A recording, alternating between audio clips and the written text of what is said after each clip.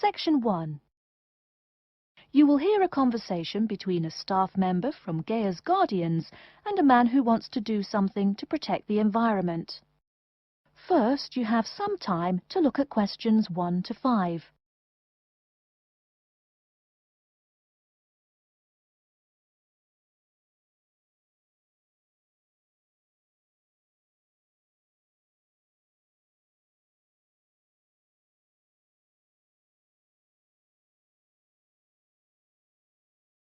You will see that there is an example which has been done for you. On this occasion only, the conversation relating to this will be played first. Hello, how may I help you? Well, I've been seeing these yellow boxes in front of a lot of houses in my neighborhood. Just wondered what they were for. I noticed your phone number on all of them, so I called. Could you tell me about your business? We do recycling, but we're not a business. Gaia's Guardians is a non-profit group. We encourage recycling as a way of protecting the environment. The woman says that they encourage recycling as a way of protecting the environment. So, recycling has been written in the space. Now we shall begin. You should answer the questions as you listen, because you will not hear the recording a second time. Listen carefully and answer questions 1 to 5. Hello, how may I help you? Well, I've been seeing these yellow boxes in front of a lot of houses in my neighborhood. Just wondered what they were for. I noticed your phone number on all of them, so I called. Could you tell me about your business? We do recycling, but we're not a business. Gaia's Guardians is a non-profit group. We encourage recycling as a way of protecting the environment. I don't know. I mean, it is a good idea, but I really don't read the newspaper every day or anything. And we don't come collect newspapers every day. In fact, we only do pickups every other week. Oh, well, then maybe I could help. I mean, in my neighborhood, there's too much rubbish lying around everywhere. I'd like to help out, I guess. That's great, sir. You're doing the right thing. Okay, I need to get your contact information. What's your name, please? Peter Wisrow. Peter, how do you spell your last name? W-I-S-R-O-W? No, actually, it's W-I-S-R-O-U-G-H. Oh, I'm sorry. I'm a terrible speller. You're a good speller. It's just that my family are terrible pronouncers. You're quite a card, Peter. Okay, now what's your address? Number 168 Bridge Road. That's here in London. How about if I have any questions? I'm sending you a copy of our booklet too. The booklet has our phone number and our email address, helpline@blackcat.com. That's HELPLINE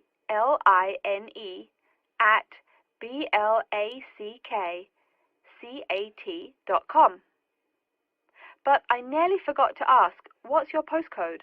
BS9 7PU. PS97BU?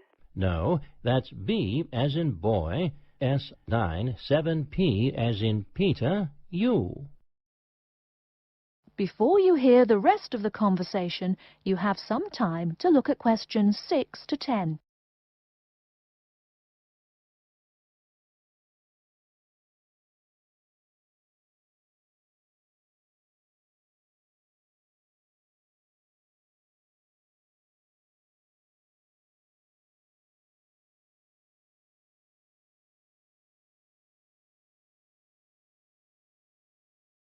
Now listen and answer questions 6 to 10. So I'm guessing those yellow boxes I saw are for recycled newspapers. Yes, that is correct, and it's free of charge. Wow, that's good news. Do you recycle anything besides newspaper? Oh yes, we recycle most everything. Glass, plastic, paper. Oh, so I can put like glass and plastic bottles in the box. Sorry again. Things like that you have to bring to our collection centre. And where is that? Our main centre isn't that far from you. It's actually right on the east side of Central Park. That new blue building? That's the one. Cool. Hey, what's with all those different colored boxes outside that place? Oh, that's for the different materials we recycle. The blue is for metal, the green is for glass and plastics, and the yellow, of course, is for paper.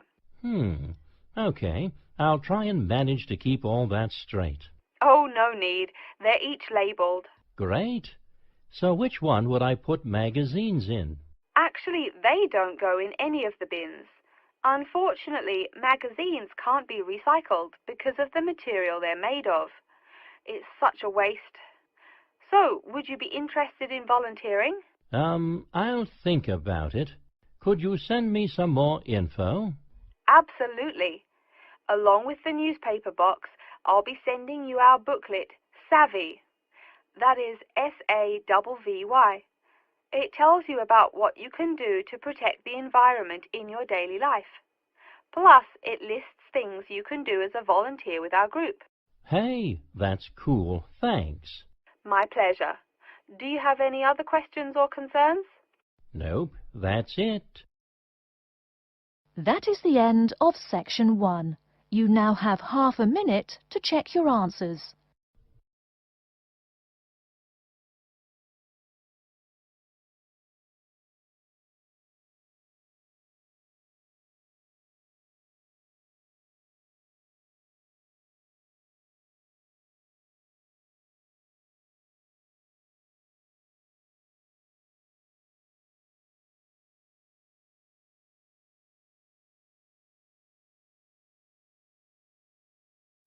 Now turn to section 2. Section 2. You'll hear an introduction about how to make a resume and apply for a job. First, you have some time to look at questions 11 to 17.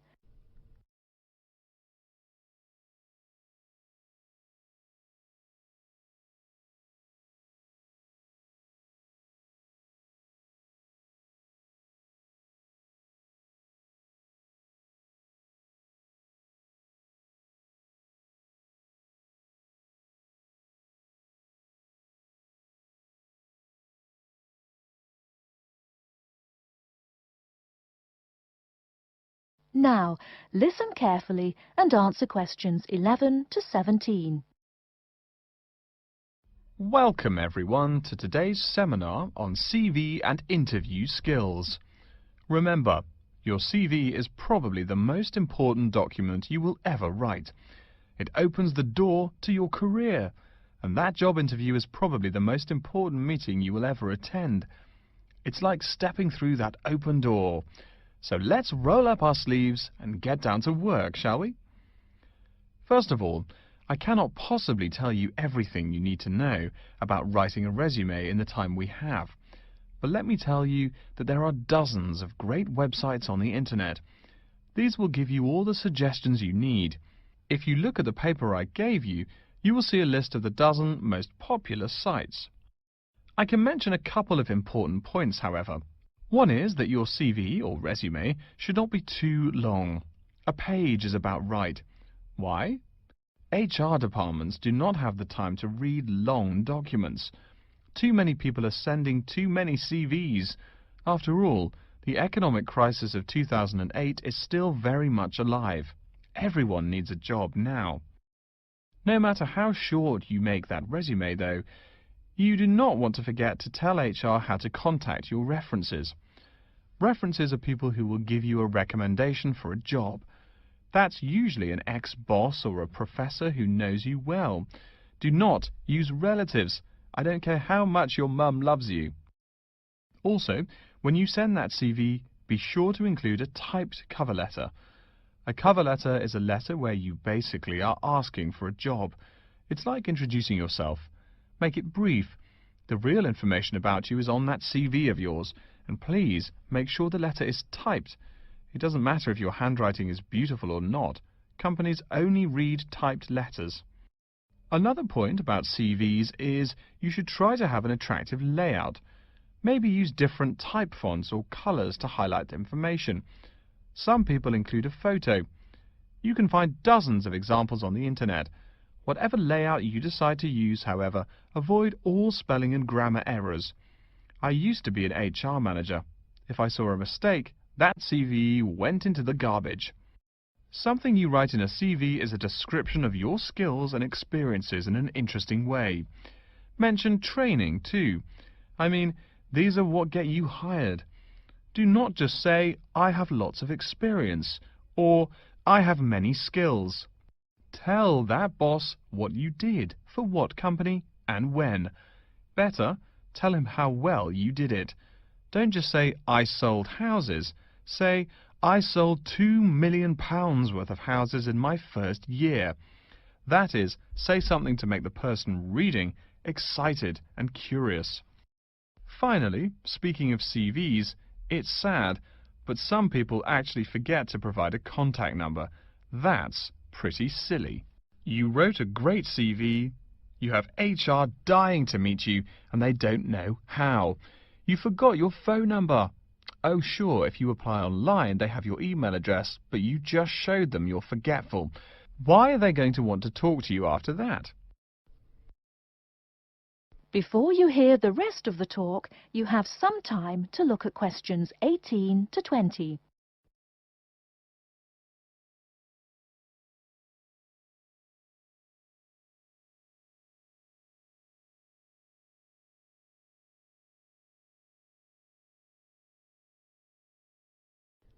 Now listen and answer questions 18 to 20. Alright, moving on to the actual interview. I'll go over what you need to know by the end of it and what you can discuss and negotiate on later once it looks like you'll be offered the job. First, there's working hours. It's not that necessary to hammer out the hours off the bat, especially since it's easy to come off as lazy when the first thing you bring up is how much you're going to have to work. You can also find out more about possible promotions later on. It is important, however, to get a feel for how much you'll be paid. You should make sure the salary range is commensurate with what you're worth, and if you're not, you can move on to better opportunities. Being sure you're going to make what you want to live on is much more important than issues like your pension. You're all so young that your pension is not going to matter for quite a long time. You should find out about what skills you must know for the job and what they'll teach you. In addition, if the company will provide training, you should find out how long the training period is and whether it is paid. Beware of any jobs that want you to train for a long time without appropriate compensation. Speaking of compensation, find out about holidays as well. Do you get paid vacation time? Are you allowed to take personal days? Do you have to work on national holidays? Once you work out these main issues, you can move on later to details like the location and expected attire and whatnot. Wow, that's a lot of information. Let's take a break so you can think everything over and ask any questions you may have. Don't hesitate to come and see me if you need any clarification on all this stuff. That is the end of section 2. You now have half a minute to check your answers.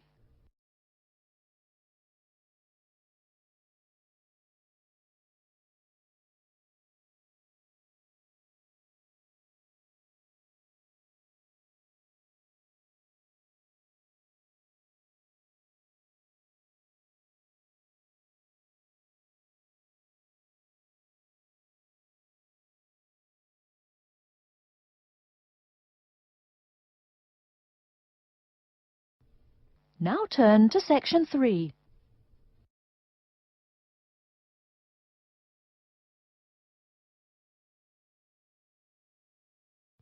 Section 3.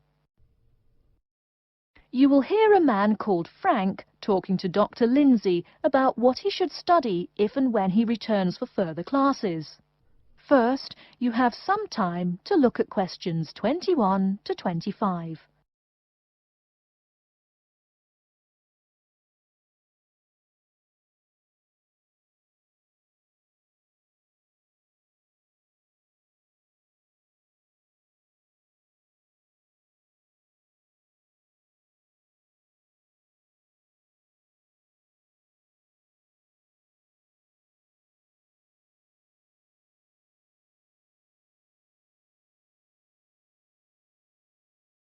Now listen carefully and answer questions 21 to 25. Hello, are you Dr. Lindsay, the returning students advisor? Yes, that's right. Are you Frank? Your appointment wasn't until 2, but that's okay. Please come in and have a seat. Thanks. I like to arrive early whenever I have anything to do. That's certainly a praiseworthy habit. Let me see. It looks like you've taken a long break from school, and I understand you wanted to have a chat about what you should study if and when you return for further classes. It's such a big challenge. I don't know if I'm crazy for doing this or not. Believe it or not, I know exactly what you mean. Before I began working here at the university, I taught primary school for nearly 10 years. It takes a lot of courage to go back to school. I feel more shy and scared than the primary students I teach. In the schools I taught, I found today's youngsters are very sure of themselves. In terms of intelligence, I have a lot to teach them, and the maturity level of much of my class leaves something to be desired. But in terms of confidence, wow, a lot more confident than I am now, that's for sure. Stop fretting. A brave man is a coward who refuses to run. Let's talk about your strong points. You seem an intelligent man. What is it you would like to study? You see, I've been teaching children for a few years, but I think I'm happier teaching adults. I think teaching students in middle school is much more satisfying because they end up being much more grateful for your work.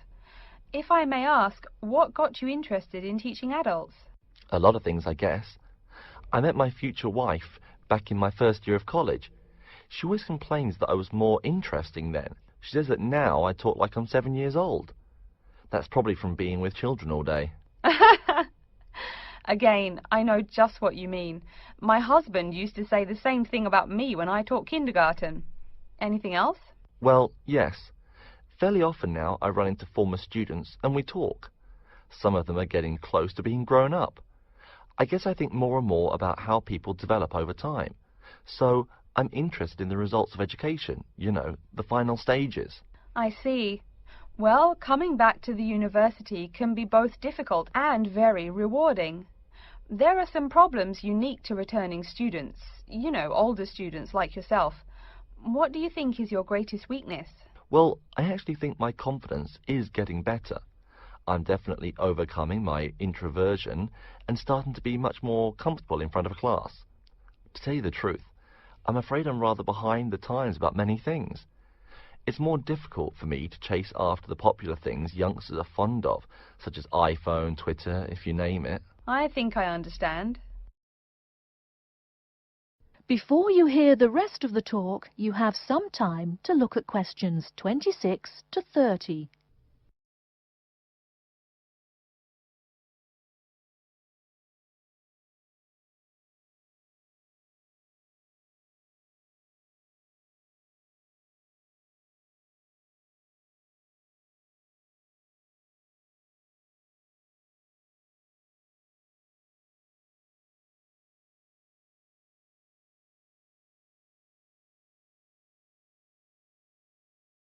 Now listen and answer questions 26 to 30.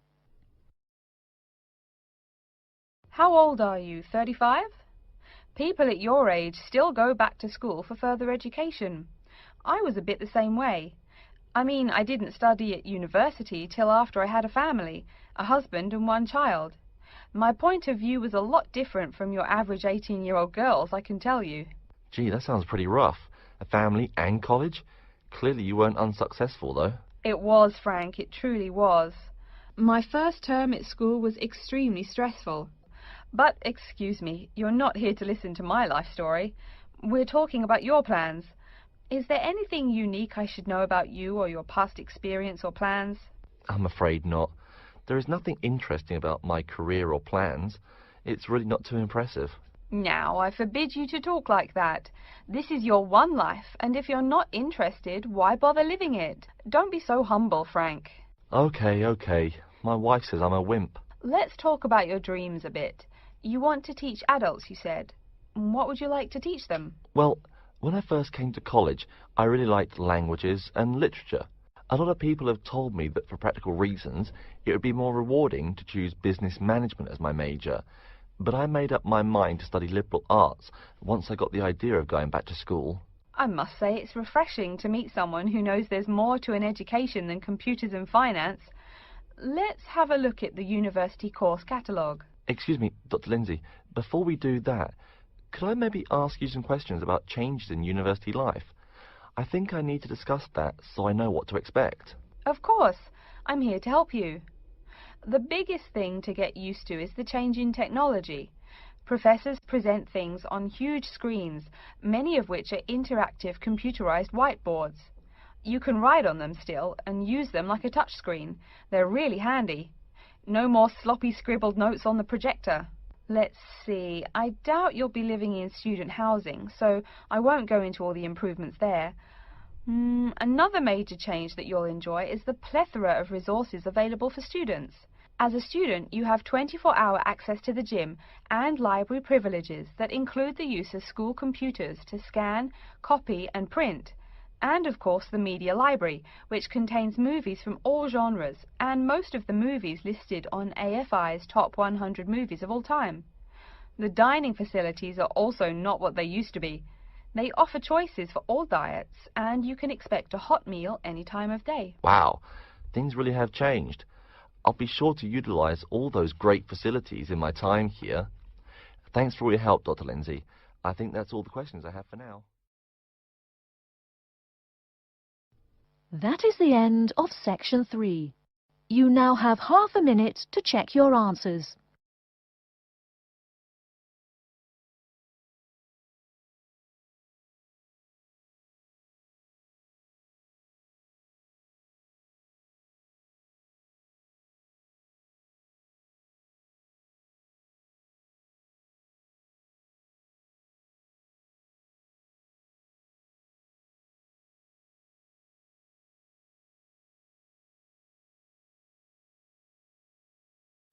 Now turn to section 4. Section 4. You will hear an introduction about the curriculum and facilities of Wassamata University. First, you have some time to look at questions 31 to 40.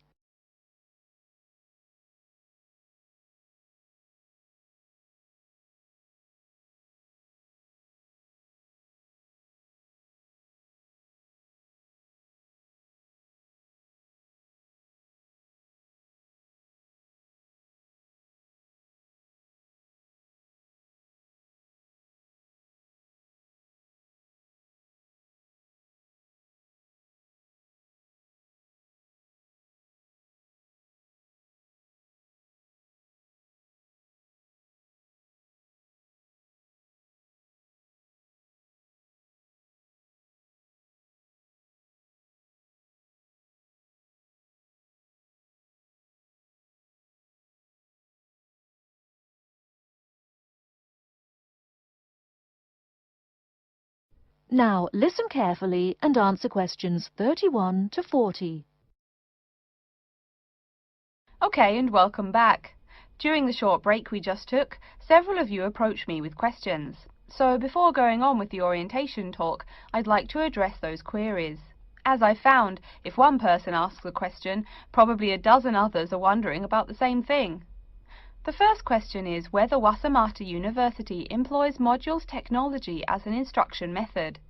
The answer is yes, we do. At least that's what the university catalogue says.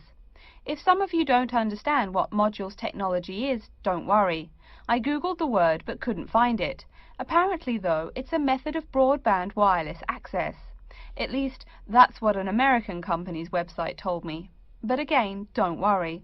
If you need to know something more, your professor can tell you. Another question someone asked me was what tomorrow's workshop on research methods and skills was about. Well, research skills include any method you can imagine for finding and presenting any information you need. That's not just schoolwork either.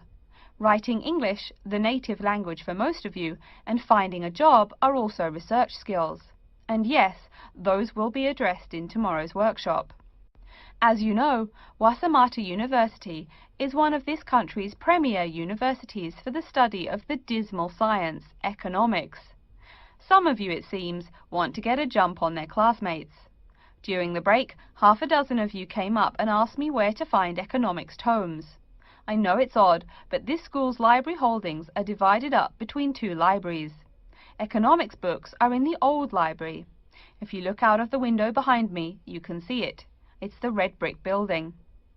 Oh, before I forget, you economics types also need a lot of math, am I right?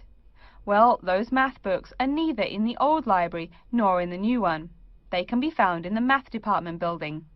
Why am I telling you this? Doesn't the invisible hand guide economists? Maybe it's good you asked.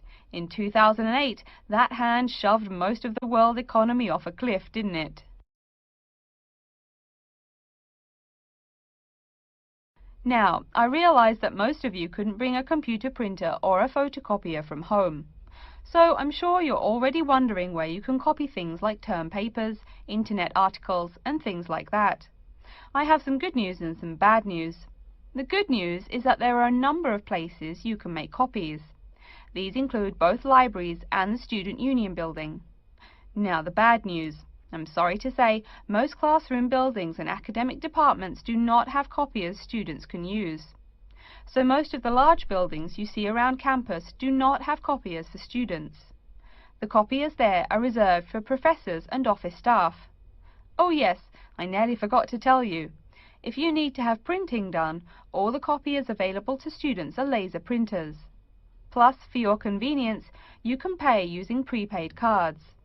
You can get those in the Student Union building. That just covers the questions put to me.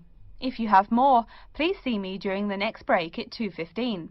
Right now, though, I'd like to start to give you a rundown on the various facilities here on campus. That way you won't get lost so easily in the weeks to come. I've been told that this year's incoming class features a large number of married students and parents. So you must be wondering where to put the baby while you're in class. Okay, right now we're in the Student Union building, right? Remember the big doors in front where you all came in? If you go out of the building, you can see the nursery is just on the other side of this building. It's only about 20 meters away. Convenient, eh? Next, we're all from different places around the country. Some of you are from other countries. That means we're pretty likely to get sick during the first months of school as we expose each other to many new viruses. So where's the doctor? Of course, you need to find the Medical Services Centre, which is on the right as you leave the building. Remember, that's the second building on the right. And if you look out of that window, you can see a lot of antenna and satellite dishes on the roof. So that's what we call the Media Centre. Yeah, I know, I think it's confusing too. The Media Centre is next to the Medical Centre. The chairwoman of the journalism school on the first floor doesn't like it when people who wander in there mistake her for a nurse. Chances are you'll have at least one math class while you're here. That red building there, just outside to the left, is the math department building. I know, it looks about as old as the subject of math, but I assure you that the inside is equipped with state-of-the-art classroom equipment, including interactive chalkboards and surround sound in every room. Oh, can you see the back building there? Yes, behind the Media Centre. Quite new, isn't it? That's the new library, just decorated. They're back to back, you might say. If you look just to the left of it at the lower, older-looking building, you'll find the old library. It's nice and quiet, perfect for those marathon study sessions during exam week. Since the weather is so nice, why don't we stop looking at our maps, but go for a walk around the campus? That is the end of section 4. You now have half a minute to check your answers.